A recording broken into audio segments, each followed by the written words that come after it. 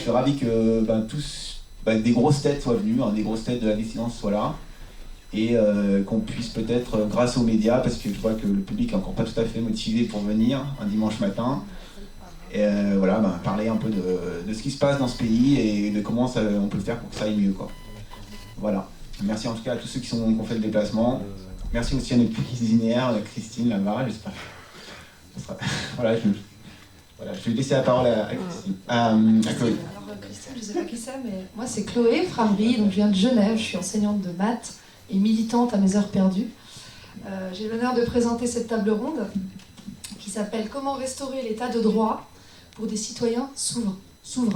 Je vous donne un petit détail technique avant de commencer. Le Wi-Fi, si vous avez besoin, c'est Wi-Fi, c'est Martinet 74, pardon, pour tous ceux qui veulent profiter du Wi-Fi. Alors, donc d'abord il faut savoir que cet événement, cette table ronde aujourd'hui, est née d'un événement marquant et symptomatique qui a eu lieu il y a 1 mois et demi, le 5 décembre 2016.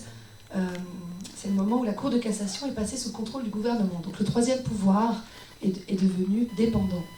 Il était originellement indépendant, maintenant il est affilié au gouvernement, ce qui est quand même assez grave dans un État qui se prétend de droit.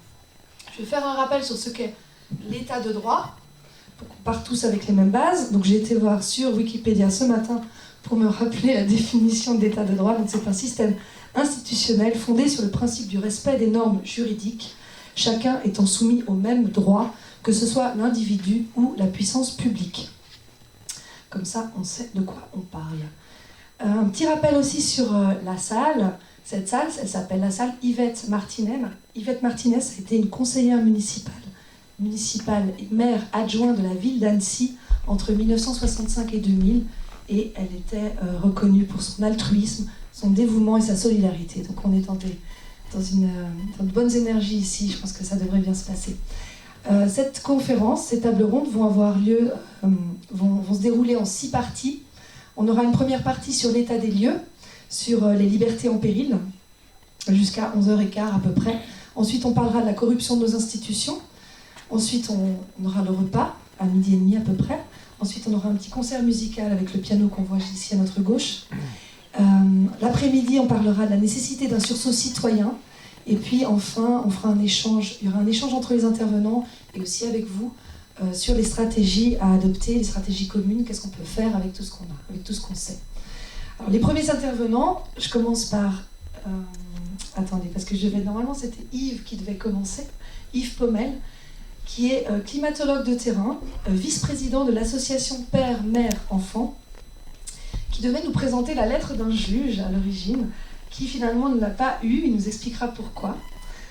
Il va nous parler aussi de l'apologie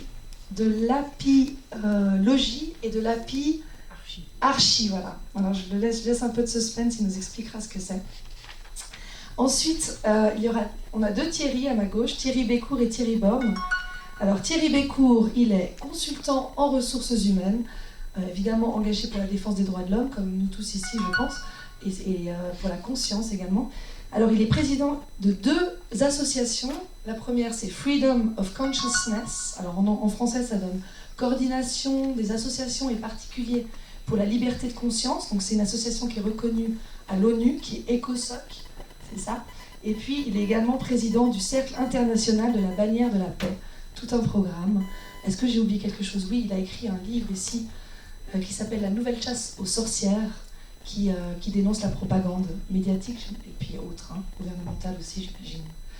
Ensuite, on a Thierry Borne ici, chef d'entreprise agricole, créateur du Parti de Rien, qui est un parti pas en sommeil mais silencieux, c'est ce qu'on a dit tout à l'heure pour l'instant, et d'un mouvement qui s'appelle Mobilisation Générale, dont vous avez peut-être entendu parler.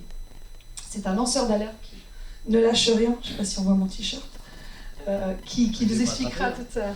Non, mais j'incarne le concept là. Donc il nous expliquera tous les méandres de la loi, toutes des façons de nous faire enfumer par simplement les écrits qui existent, et puis à quel point les lois ne sont pas respectées en fait. Est-ce que j'oublie quelque chose, Thierry? Pour l'instant, ça va. Le t-shirt, je l'ai pas pris pour toi, excuse-moi. C'est vrai qu'on lâche rien. Ensuite, je crois que c'est tout pour la première partie. Je vous présenterai les intervenants de la deuxième partie dans un deuxième temps. Alors il faut savoir que chaque intervenant a à peu près 20 minutes de parole, et ensuite on a 10 minutes d'échange, 10 minutes de questions. Et puis une petite précision, c'est qu'on a des micros des années 80, donc on n'a pas de micro sans fil, il faudra s'avancer un petit peu pour poser des questions dans le périmètre ici, juste à côté. Voilà. Est-ce que vous avez des questions pour l'instant? Est-ce que tout se passe bien? Bon, je vais donner le micro à Yves. Alors, on va le passer. Bonne conférence. Bonjour, je suis Yves Pommel, vice-président de l'association Père-Enfant-Mère qui défend le droit de l'enfant à voir ses deux parents. En ce moment, le président de Père-Enfant-Mère, qui s'appelle René Fornet, il est en prison. Il a pris 8 mois ferme pour outrage à magistrat. Il est basé à Grenoble. Il est l'auteur de plusieurs blogs. Donc le plus représentatif, c'est Même Justice pour tous. À cause de ces blogs, les juges de Grenoble ne l'aiment plus. Donc chaque fois qu'ils peuvent l'enfermer, là c'est la deuxième fois, 8 mois, outrage à magistrat. Son avocat a clairement démonté l'accusation, démonté le mensonge. C'est un mensonge. René est un résistant, on a une pensée pour lui, parce qu'en ce moment il est en train de payer pour le mensonge. Ça peut arriver à beaucoup de monde, il y en a qui payent de leur vie aussi.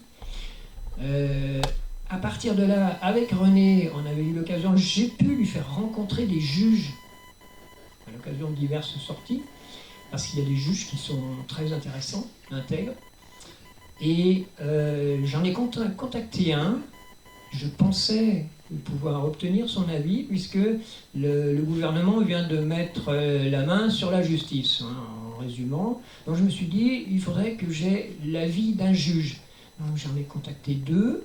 J'ai eu une première réponse où on me disait oui, c'est vrai, c'est très important pour l'indépendance de la justice. Donc les juges, dans un premier temps, ils voient tout de suite leur indépendance. Bon, il faut savoir que toutes les institutions doivent rendre compte aux citoyens, et c'est très difficile d'avoir une institution qui nous rende compte de ses activités. Donc, d'une manière générale, on en est arrivé à un cloisonnement des institutions. Ils n'échangent plus, soit les institutions entre elles, soit les institutions avec les citoyens. C'est devenu des microcosmes. Il y a, on va dire, carrément un corporatisme. Et c'est très typique de la France. Parce qu'en plus, là-haut, ces gens qui nous gouvernent, ils savent très bien qu'on n'arrive pas à être solidaires. Ils savent que nous sommes d'un instinct solitaire. Donc ils n'ont même pas besoin de nous diviser pour régner, parce que l'esprit français a une fâcheuse tendance à être très individualiste. Donc j'aurais aimé pouvoir faire une intervention plus longue en lisant quelques lignes d'un magistrat. Je ne les ai pas eues. Bon, si un magistrat se présente dans la journée, il pourra peut-être nous donner son point de vue. Pour l'instant, la justice ne s'est pas encore exprimée. Voilà. Par rapport à l'apiarchie, tu as 2-3 mois nous... Alors, c'est un autre sujet. Oui, l'apiarchie, j'ai créé un nom. Comme à partir de la démocratie, par exemple. On parle souvent de démocratie, c'est devenu une ornière pour moi. C'est devenu carrément une démocratie. Donc c'est un mot que j'oublie. Je rentre d'une semaine que j'ai passée aux côtés d'apiculteurs marocains, une semaine au Maroc. L'abeille, elle a toujours été présente dans ma vie parce que mon père en a toujours eu, son père en avait également. La vie de l'abeille est quelque chose de passionnant. Et j'ai créé le terme apilogie.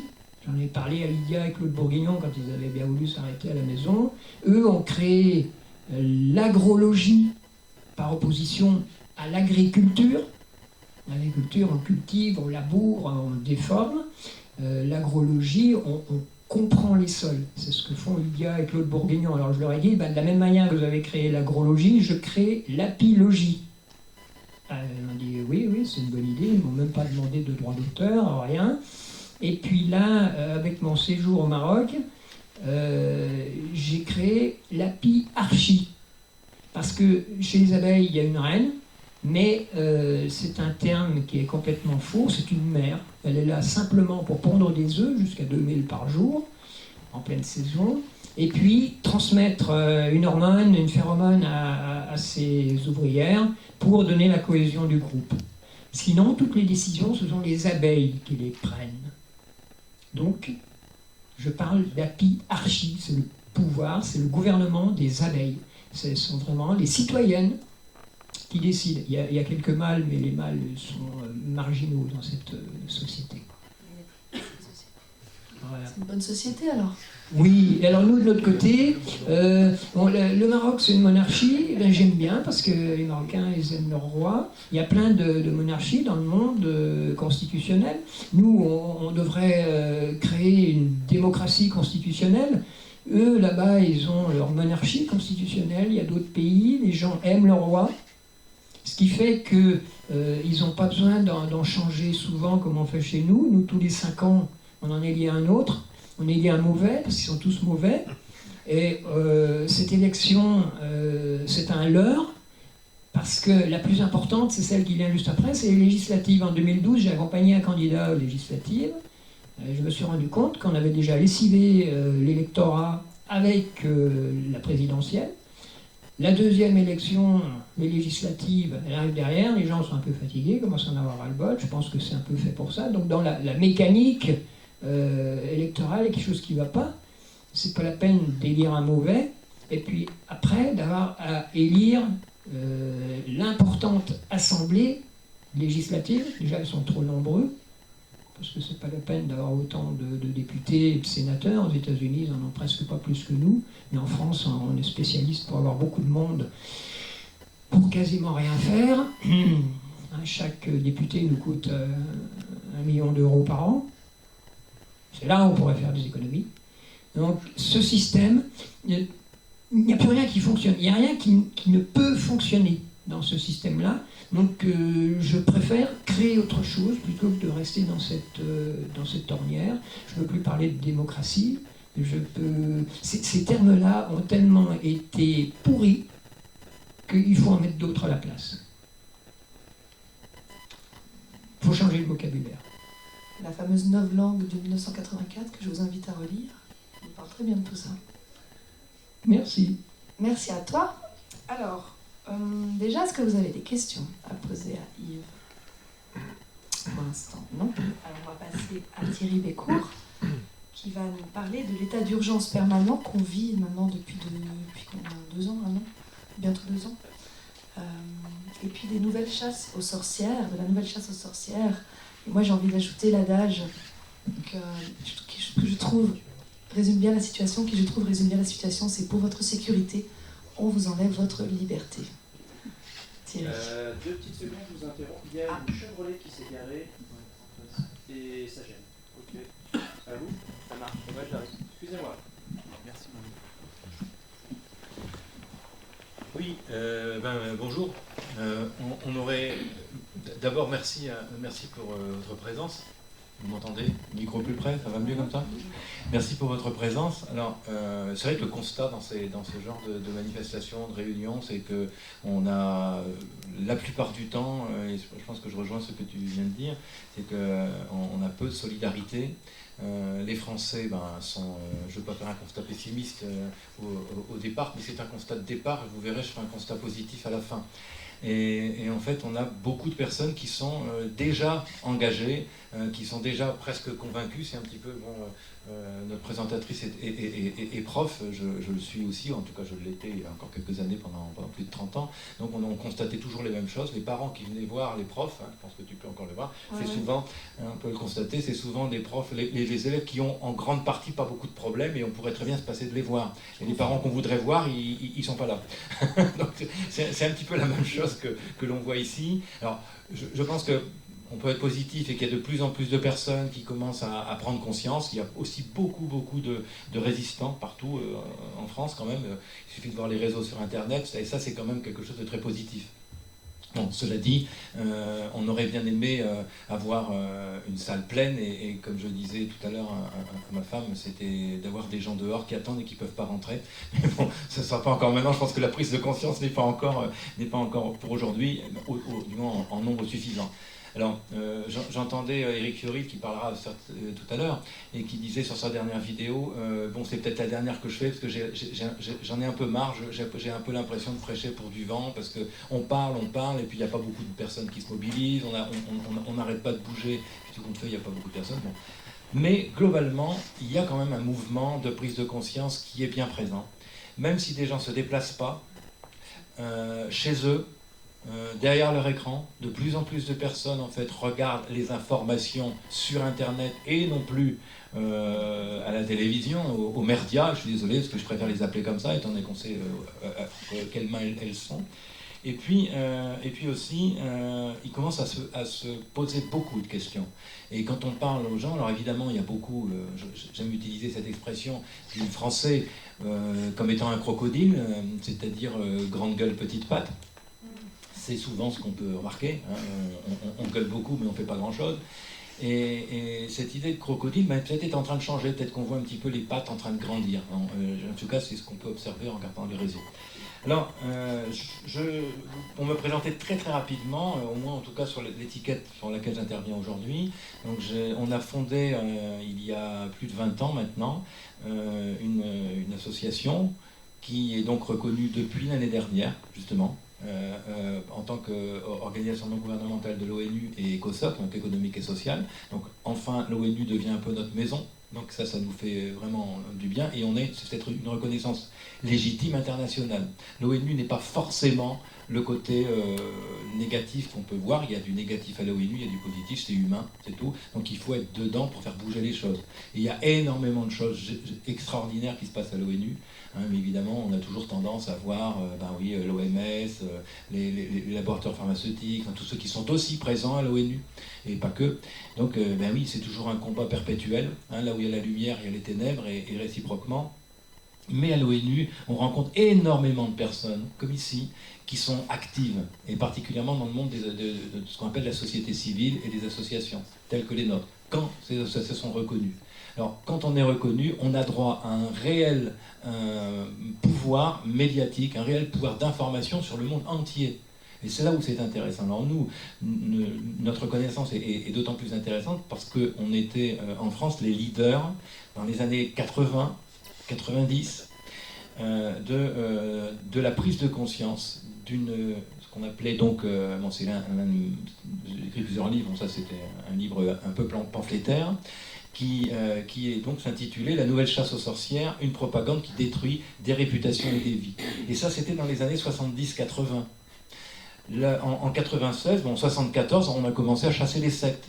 On ne va pas parler de sectes aujourd'hui, mais vous allez vous apercevoir que c'est la même chose. C'est tout un processus qui a été mis en route, pour lequel on aboutit aujourd'hui, et qui a été mis en route dans les années 70. En 74, s'est créée la première organisation anti-secte en France. Elle a démarré à Rennes. Elle était apparemment, elle avait pour objectif de s'attaquer aux mounistes. Si vous vous souvenez, on parlait de moules, etc. Et ça venait de l'Église catholique, qui, tout compte fait, voyait le nombre de ses ouailles diminuer de plus en plus dans les églises, au profit de ce qui se passait avec mai 68 et tous les mouvements orientalistes, etc., le bouddhisme, etc., qui arrivaient, les mounistes, les raéliens, etc., tous ceux qu'on a montrés du doigt comme ça. Et qui, en tout compte fait, en recherche de spiritualité, de questionnement, etc., se sont dirigés de plus en plus vers des mouvements atypiques pour l'époque, qui ne le sont plus aujourd'hui. Par exemple, je pense au bouddhisme, c'est plutôt atypique. L'hindouisme, enfin tout ça, tout ce qui arrivait dans les années 70-80. Donc ça, l'Église a été au départ. Et elle a fait la chasse aux sorcières, le premier début de chasse aux sorcières. En fait, c'était un remake de l'Inquisition. Et tout ça, ça a pris de l'ampleur, très vite.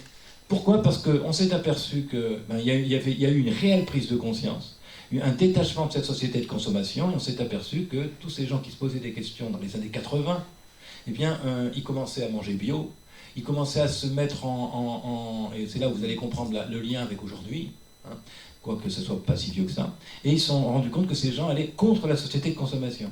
ils remettaient en cause les vaccins, ils remettaient en cause ceux qui ont dans les 50, soixantaine, je pense qu'ils comprennent bien ce que je veux dire. Et donc c'était une réaction face à la société de consommation. Alors au départ, un mouvement qui a été créé en 1974, qui a été soutenu par l'Église, que d'ailleurs le premier mouvement anti-secte qu'on appelait la DEFI, l'Association de défense famille individu, ça veut bien ce que ça veut dire, hein, défense famille patrie, parce qu'il y avait ça au départ, et ils ont dû changer. Ils ont dû changer en défense famille individu, parce que c'était défense famille patrie. Les connotations vichistes étaient très claires au départ en 1974. Et ensuite, on s'est aperçu que tous ces gens allaient, il y avait de plus en plus de personnes qui allaient dans ces mouvements qui remettaient en cause la société. Et est venu s'adjoindre à l'Église, parce qu'après ça a été très vite, ça a été Rennes, une agence a été mise, ce qu'on appelait nous les agences de délation, qui existent toujours, qui ont été créées, ensuite soutenues par l'État, d'accord, à raison de 99% de financement. 99%. On a tous les chiffres. Nous, hein. Et c'est sur nos sites, vous verrez, vous pourrez aller voir, vous avez des cartes, les cartes sont là-bas. Et on a tout démontré ça, c'est-à-dire que c'est une association de défense famille individu nationale qui normalement présente des problèmes incroyables, comme quoi il paraît que les sectes étaient partout, qu'il y avait 80 000 enfants en danger dans les sectes, etc., etc. Je ne vais pas faire le détail parce que ce n'est pas le sujet d'aujourd'hui. Eh bien, d'un seul coup, on s'aperçoit qu'il n'y a pas d'adhérents. On se dit, c'est quand même un problème, c'est un vrai problème les sectes en France. Vous vous rendez compte, depuis 1974, on sort un rapport parlementaire en 96, et en 96, on dit qu'il y a des sectes partout, c'est le danger. Avant c'était les juifs, ça a été les arabes, après ça a été les sectes. Il faut des boucs émissaires. Et aujourd'hui, on va voir, c'est plus les sectes, parce que c'est plus recette, mais on parle de dissidents, on parle de gens, et c'est exactement la même démarche qui est là derrière. Et on a chassé qui ? On a chassé des gens qui étaient tout compte fait, des personnes qui remettaient la société de consommation en cause, et ce qu'on appelle en fait des créatifs culturels. Et qu'est-ce qui s'est passé ? C'est qu'on s'est aperçu, la société de consommation, et particulièrement les laboratoires pharmaceutiques, et les grosses sociétés marchandes, se sont aperçus que ces citoyens-là, ils devenaient de plus en plus nombreux, et puis que c'était une vraie perte financière, parce qu'ils remettaient en cause la médecine, mais de quel droit remettaient-ils en cause les vaccins ? On s'aperçoit que les gens qui remettaient en cause l'obligation vaccinale, étaient taxés de sectes. On s'y attendait, les sectes, normalement, c'est religieux. Pourquoi dans les listes des sectes ? Oui ? Une médecine pétiniste, tout à fait.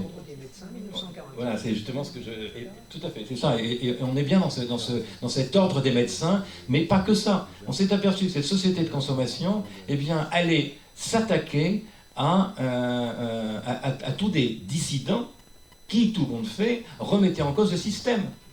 Donc, qu'est-ce qu'a fait l'ordre des médecins ? Qu'est-ce qu'a fait tous ces ordres de consommation, etc., ordre des pharmacies et autres ? Ils se sont associés à l'Église, à cette chasse aux sorcières, pour en fait arrêter tant qu'il y avait quelques clampins là, qui étaient là et puis qui remettaient en cause le système, c'était pas grave, mais là ils se sont aperçus que c'était des millions de personnes et que ces créatifs culturels aujourd'hui, nous ne sommes pas quelques centaines, et c'est ce qu'ils ont essayé de faire. On a essayé de dire oui, c'est quelques agités là-bas, mais non.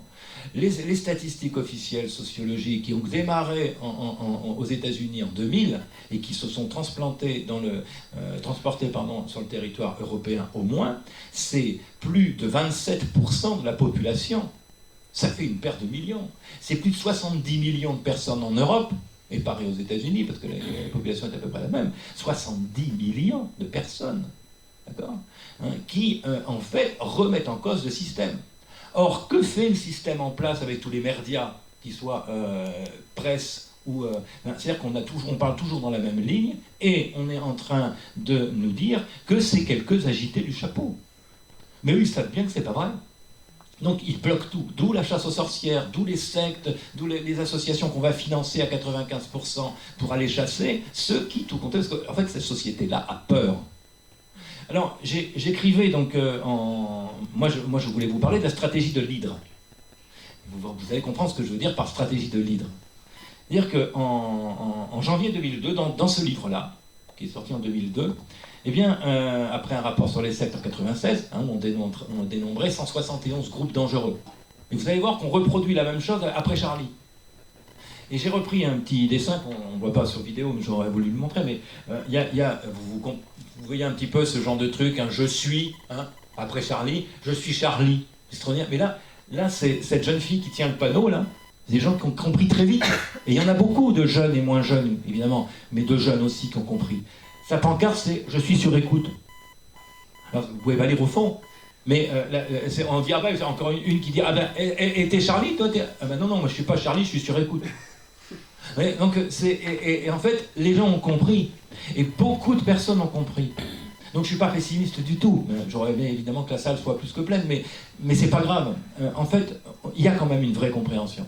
Et en janvier 2002, j'écrivais en introduction de ce livre-là, il est manifeste qu'un courant d'intolérance traverse la France et gagne l'Europe. Il nous rappelle les plus sombres périodes de notre histoire. Le spectre de Vichy nous guette. Cette intolérance étatisée que nous vivons aujourd'hui dans notre pays, dit des droits de l'homme, marque le début de la réelle privation de la liberté, celle de la pensée, qui, si nous perdons notre vigilance, ouvrira la porte au totalitarisme. Ben, nous y sommes. Dans les années 80, déjà, en 80, non pas en 2002, un dénommé Pierre Lance, rédacteur, là c'était dans les années vraiment New Age, etc., d'accord, le plein du nouvel âge, là, à ce niveau-là. Et il écrivait « La France est-elle encore le pays des droits de l'homme ? On parle beaucoup de droits de l'homme pour les autres pays, mais jamais à propos des Français. Il est admis une fois pour toutes qu'en France, la question ne se pose pas et que chaque citoyen y jouit pleinement de ses droits, garantis par la Constitution. Sur cette belle garantie de papier, les Français dorment, en attendant sans doute un réveil tardif sous une douche glacée. Il y a quelque chose de pire que l'esclavage, c'est l'illusion de la liberté. Un esclave ronge son frein, tire sur sa chaîne, guette patiemment la défaillance du tyran, tout en préparant ses forces. Mais un parquet qui se croit libre dégénère béatement dans son confort mental, tout surpris de se cogner à un mur quand, par hasard, il veut sortir de l'espace réglementaire. Donc la France et bon nombre de démocraties ont actuellement mis sur pied le meilleur des outils de réglementation, c'est l'état d'urgence. L'état d'urgence, c'est une normalisation qui consiste à ne pas choquer. On ne va pas choquer l'ordre moral. Vous comprenez, un état d'urgence, mais il faut bien protéger les citoyens français. On ne sait jamais. Qu'est-ce qu'on va nous dire, nous politiques, si on ne protège pas les citoyens ? Le problème, c'est est-ce qu'on les protège avec l'état d'urgence ? Mais je pense qu'on est tous conscients ici que c'est une aberration. Mais on en parlera. Conduisant à l'autocensure, aboutissement des dictatures. C'est-à-dire que l'autocensure ici, vous comprenez, on nous dit, vous êtes surveillés, surveillez les autres. On surveille tout le monde. Et la dictature parfaite, c'est quand, en fait, l'État n'a plus rien à faire. C'est que le citoyen fait lui-même le surveillant et le dictateur. Et vous savez qu'il existe une loi qui autorise, enfin qui non seulement autorise, qui oblige le citoyen français à la délation.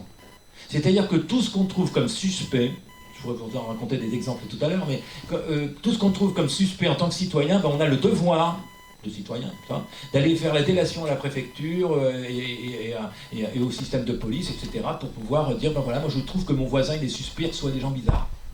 Ah bon, ben c'est bien, on va enquêter. Et on va remercier cette personne. On ne va pas lui dire, mais pour qui vous vous prenez ? On va la remercier. Et quand vous regardez les services de police, renseignements généraux, etc., parce que nous, on a beaucoup travaillé avec eux, contrairement à ce qu'on dit, les policiers ne sont pas tous des cons. Hein. Bon, il y en a comme partout, mais il y a des gens qui réfléchissent aussi, dans tous les domaines, que ce soit des militaires, des policiers, etc., on le sait bien. C'est ces gens-là qu'il faut approcher, évidemment. Et ils savent bien, et ils sont horrifiés du nombre de lettres qu'ils reçoivent. De personnes qui font de la délation de leurs voisins et de leur famille aussi. Donc l'état d'urgence, c'est le bon prétexte pour assigner à résidence 12 dangereux terroristes écologiques durant la COP 21 qui n'avaient pas la même vision que la normose en cours. Hein, vous avez entendu, on a prolongé au moment de la COP 21 l'état d'urgence, soi-disant pour les terroristes, etc. Or, on a, grâce à l'état d'urgence, mis à résidence 12 écologistes responsables de sociétés, de groupements écologiques qui n'étaient pas d'accord avec les théories officielles de la COP 21. Hein, il ne fallait surtout pas que ça fasse de vagues. Hein. Donc ensuite, et on les a relâchés tout de suite une fois que la COP 21 était finie, évidemment. Donc le 20 novembre 2015, première prolongation de l'état d'urgence, avec pour nouvel objet constitue une menace tout comportement pouvant être dangereux pour la sécurité de l'ordre public, laissant libre cours à toute interprétation de la part des préfets. Vous savez, c'est comme le mot secte. Le mot secte, en 1996, la sortie du rapport Les sectes en France, à la page 21 du rapport, il était marqué Nous n'avons pas pu nous mettre en accord avec la définition du mot secte. Nous nous en tiendrons donc à la définition de l'opinion publique. Voilà ce que c'est un rapport parlementaire sur les sectes. Ça veut dire qu'on a mis le mot secte sur tout ce qui nous embêtait. Parce que de toute façon, on ne peut pas se mettre d'accord. On ne sait pas ce que c'est. C'est extraordinaire. Je reparle des profs. On fait faire moi, c'est plutôt dans le domaine littéraire. On fait faire une dissertation où il y a un sujet. Quand le sujet n'est pas respecté, on met hors sujet. On met 1 ou 2 pour la copie, pour le travail fait. Mais il n'y a pas de note, d'accord ? Mais ces députés ont sorti en 1996 un rapport qu'on utilise toujours avec 171 groupes discriminés.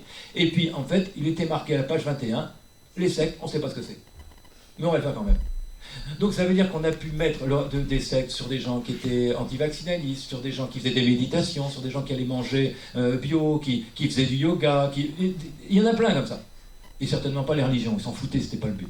D'accord ? Donc aujourd'hui c'est la même chose. Regardez, je relis le texte. Constitue une menace tout comportement pouvant être dangereux pour la sécurité de leur public. Voilà. J'avance un peu. Pourtant, Vigipirate est déjà en place depuis 1995, soit 20 ans de surveillance.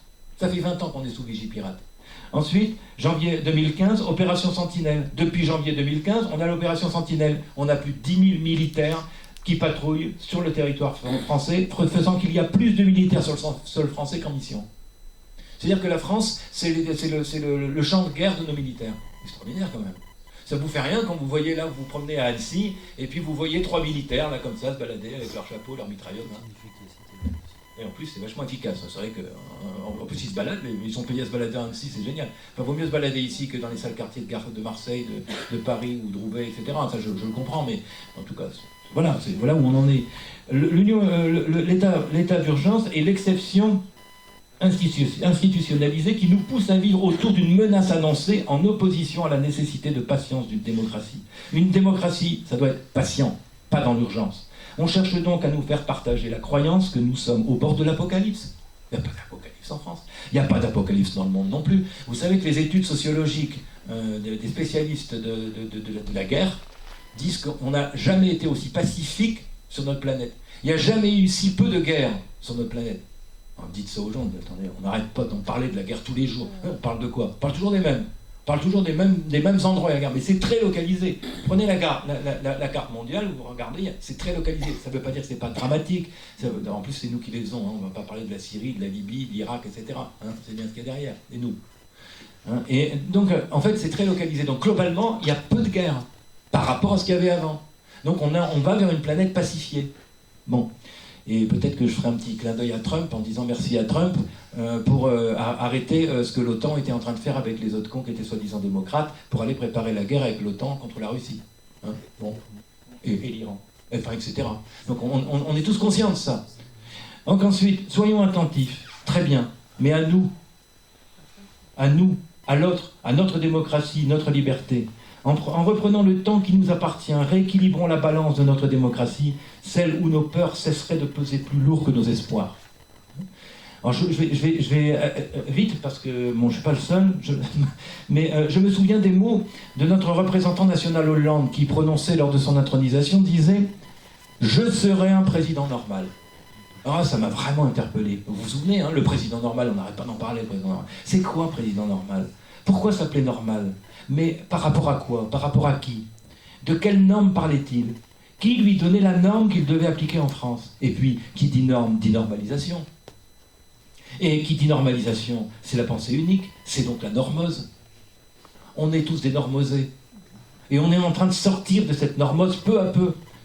La force est de constater que nous sommes donc dans un pays normal, qui s'appuie sur un état normalisateur chargé de manipuler nos pensées et nos conduites, tels les radars et autres caméras de surveillance, partout, on ne peut plus bouger.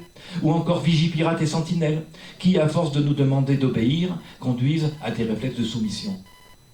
Donc, est-ce qu'on doit être soumis ? Je suis curieux d'entendre notre comparse là, tout à l'heure sur la soumission, et sortir justement par la rébellion. Depuis plus de 30 ans, ouvertement, l'État français fait par ses gouvernements successifs, censure, viole nos droits élémentaires dans tous les domaines, au nom de la liberté et de notre protection. Nous sommes entrés dans une société intellectuellement et physiquement carcérale. Le leitmotiv de nos maîtres esclavagistes au pouvoir devient ouvertement obéir, produire, consommer. un citoyen consommateur pour une société de consommation, qu'il gouverne par la taxe et la répression. Aujourd'hui, et je pense que notre chef d'entreprise qui est juste à côté pourra le justifier aussi, aujourd'hui ceux qui remettent en cause le système et la consommation et appliquent la soumission des consciences et son corollaire de vision alternative sont plus que jamais surveillés, à l'image de cette dernière loi de surveillance Internet, comme terroristes potentiels, poussant le citoyen pensant à la clandestinité. L'esclave moderne que nous sommes devenus par peur continue d'obéir. L'obéissance est devenue sa seconde nature.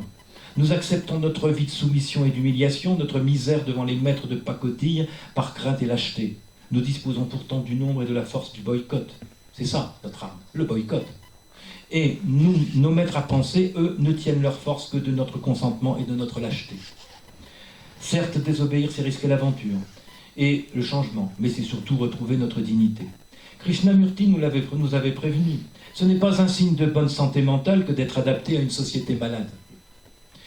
Non contente d'avoir créé le plus dur système liberticide contre les minorités de conscience, religieuses et thérapeutiques depuis la loi Abou-Picard, par la putain, sans des sectes, non contente d'avoir le plus lourd arsenal de répression envers l'obligation vaccinale et des médecines alternatives, non contente de garder l'héritage du régime de Vichy, dont on a parlé 2 minutes, dans ses différents ordres, dont ceux de la pharmacie, médecins, etc., avocats aussi, source de triste palmarès d'être les premiers consommateurs des médicaments et pesticides, non contente d'être de trop nombreuses fois condamnés par violation des droits de l'homme.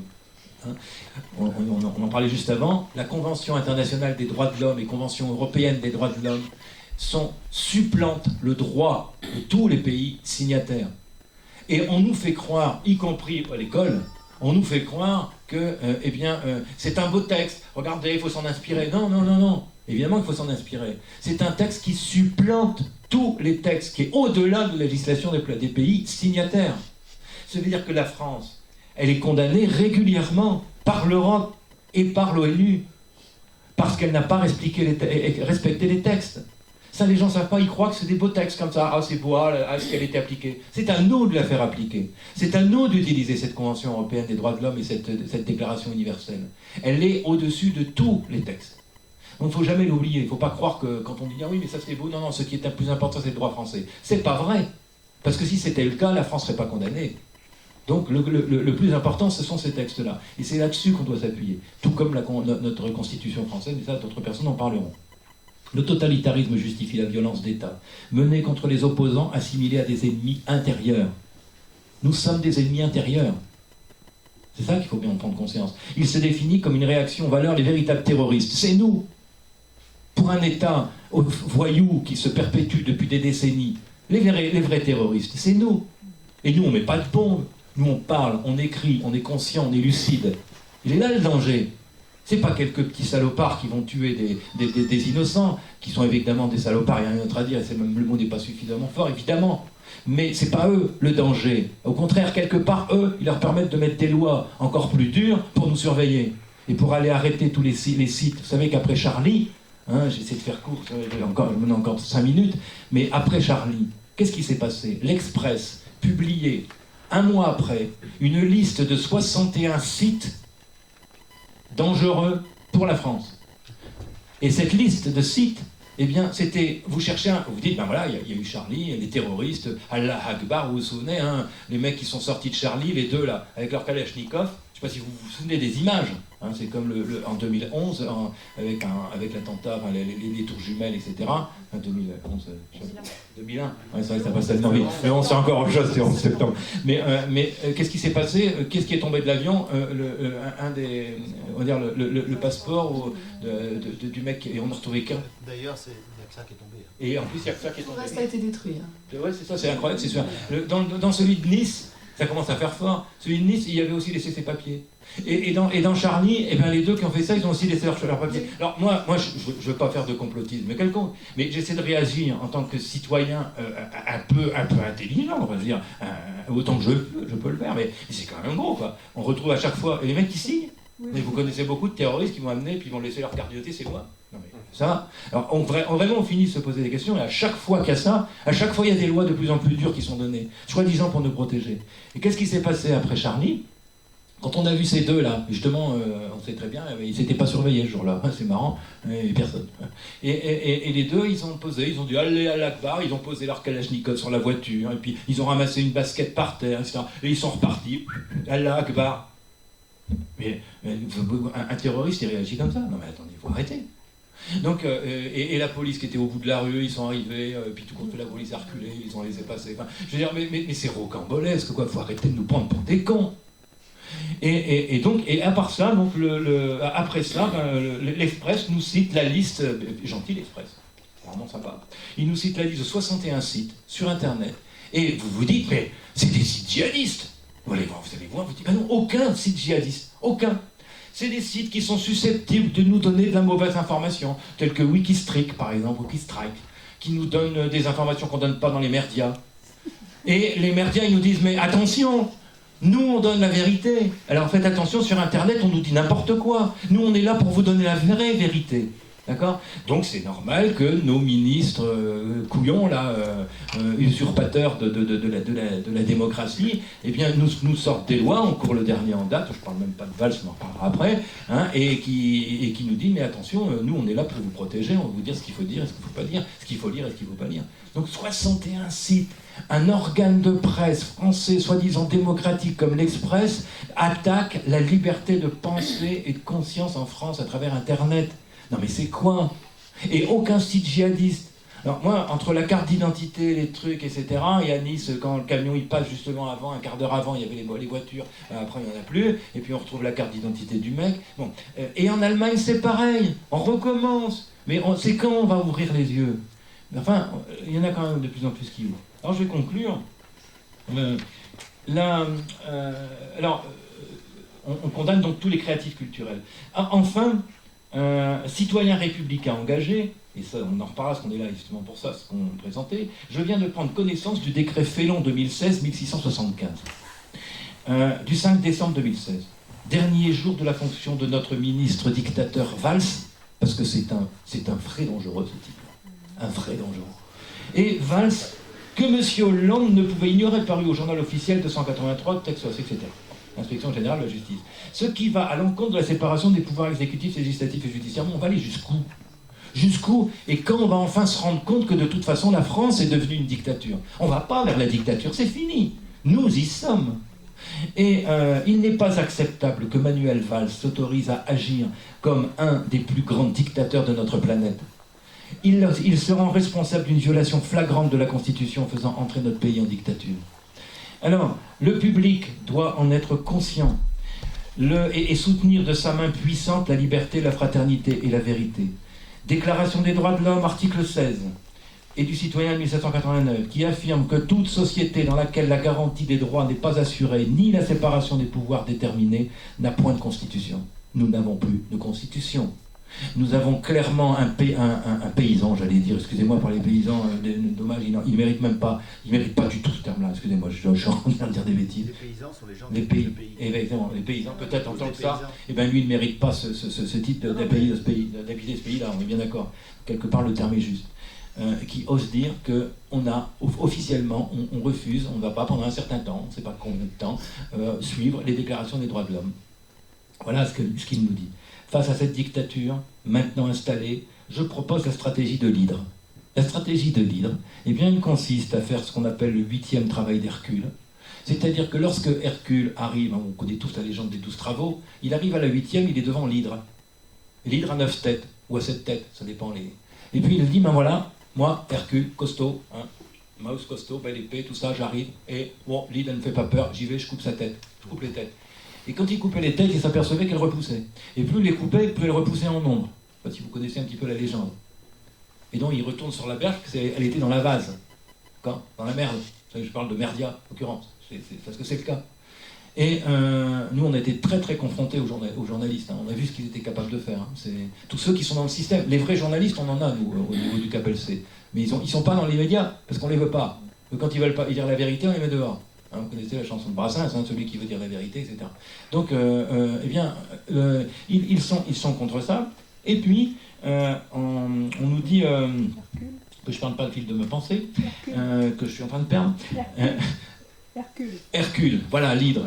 Et pour en conclure avec ça, l'hydre, en fait, donc il retourne sur la berge et il se dit, qu'est-ce que je dois faire? Je ne dois pas utiliser ma force. Donc plus je coupe les têtes, plus ça pousse, donc c'est pas le but. Et à un moment, il réfléchit, il se dit, j'ai compris. Il rentre dans la mare, dans la saleté, il met les mains dans le cambouis, comme on dit. Il rentre en dessous et il soulève l'hydre dans la lumière. Et en mettant l'hydre dans la lumière, eh bien toutes les têtes tombent et l'hydre meurt. Et c'est ça notre travail, je pense que c'est ce qu'on est en train de faire maintenant, c'est de montrer le sombre, montrer le mal, montrer les incohérences, parler, expliquer. La force, elle est là. Là est notre danger. C'est pas les bombes qui leur font peur, ils s'en foutent. Le danger, même ils le provoquent, donc on en va peur. Ils ont peur de nous. Et ils ont d'autant plus peur de nous qu'on est de plus en plus nombreux. Rappelez-vous, statistiques sociologiques, à peu près 30%, et dans toute l'Europe. Le jour où on atteindra le seuil de retour, c'est 33% selon les études sociologiques.